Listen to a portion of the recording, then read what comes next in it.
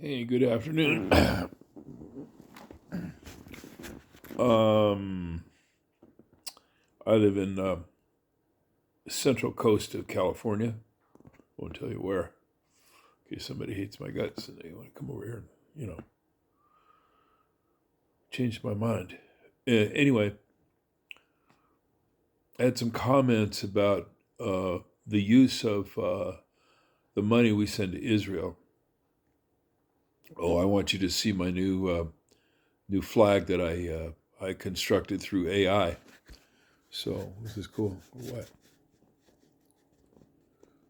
You can't see the whole thing at once, but this is the new American flag,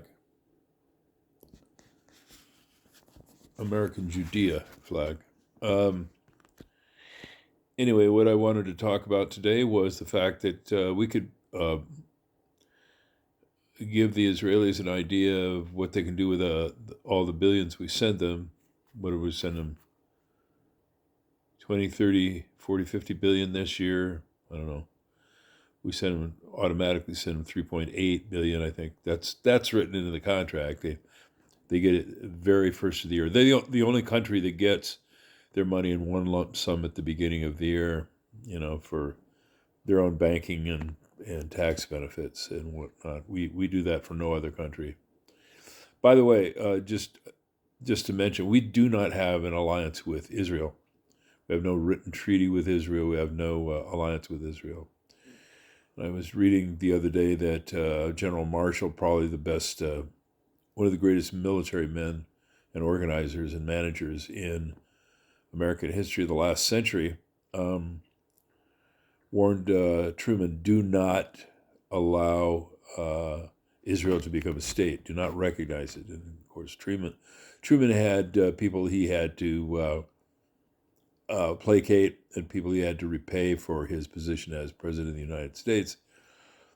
And of course, euphemistically, I think they said one of his buddies was a guy that he was in the Pendergrast syndicate with in Missouri, or I think it was Missouri, Kansas, somewhere like that, back when he was the power of the Democratic Party. Anyway, I'm wandering here a little bit, but I wanted to fix on something about use of American money. And I've heard from Anna Kaspasian, or whatever her name is, a beautiful, incredibly beautiful, a woman who has problems with men's rights. And she has problems understanding that modern feminism is really just putting the load on men and justifying treating them unfairly. But I won't get into that because she did a debate with Pearl of Pearly Things. I forget Pearl's last name, but Pearl kind of destroyed her. Anyway, back to what I'm talking about, and that is the use of American money. I know that the Israelis like to use it to control Congress. In other words, Congress sends the money to Israel. American Congress does. Senate and the House send them money, and then they use that money to bribe and threaten American representatives and senators so that they continue to send the money.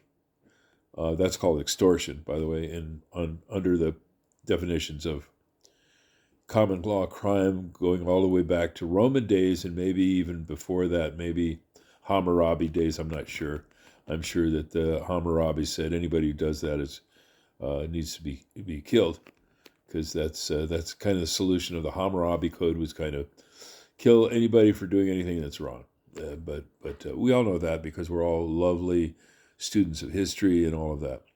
So back to my point, Israel should go ahead and use this money to influence other countries, because apparently other countries think that they don't have to do what is in the best interest of Israel. That a lot of European countries, apparently, I'm getting complaints from the people in the YouTube's environment. I'm getting complaints from people there that Americans claiming dual citizenship, or Israelis that are claiming dual citizenship, and some European countries are being thrown out of those countries because apparently those countries do not feel the gratitude they should feel for American soldiers who joined the IDF, American citizens who joined the IDF to help kill a lot of people in Palestine, which of course doesn't exist. It's simply it's an invention of a bunch of terrorists in the 1960s. Anyway, so my idea is to take that money that we have a lot of Jews in my family, so I often say we when I'm talking about things like that. Take some of the money, a couple $100 million. That's nothing compared to the amount of money they get every year. Take that money and start bribing the Democratic legislators and leaders in these other countries, so that they don't insult Americans who have joined the IDF, so they don't insult Israel, and Israel can continue to bring justice to the rest of the world, which is, of course, one of their callings as the hard things that the Hebrews have to do in the Bible. One of the hard things they have to do is to be good Jews and kosher, and also lead the world in the correct way to behave. And that is, of course, the Israeli way. And so I think it would be good for them. They've got a lot. They got a lot of extra money. If they survive the war with Iran, they will continue to control lots of people, murder lots of people, probably continue to grow their influence over the rest of the democratic West. And one of the things that I thought that I'd bring up here was on this thread of, oh my goodness, I just had it, but I'm having a senior moment now, kind of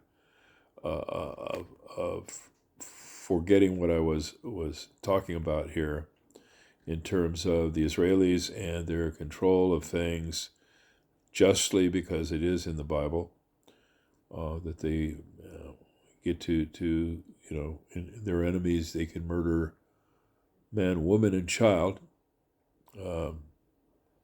with no compunction. That this is under God's blessing, because they're the chosen people. So I had another thread here that I wanted to talk about, and apparently I cannot get it out of my brain as to what it was I wanted to talk about regarding Israel and this whole thing. So unfortunately, I'm going to have to pause it until I can remember that. So give me a minute here.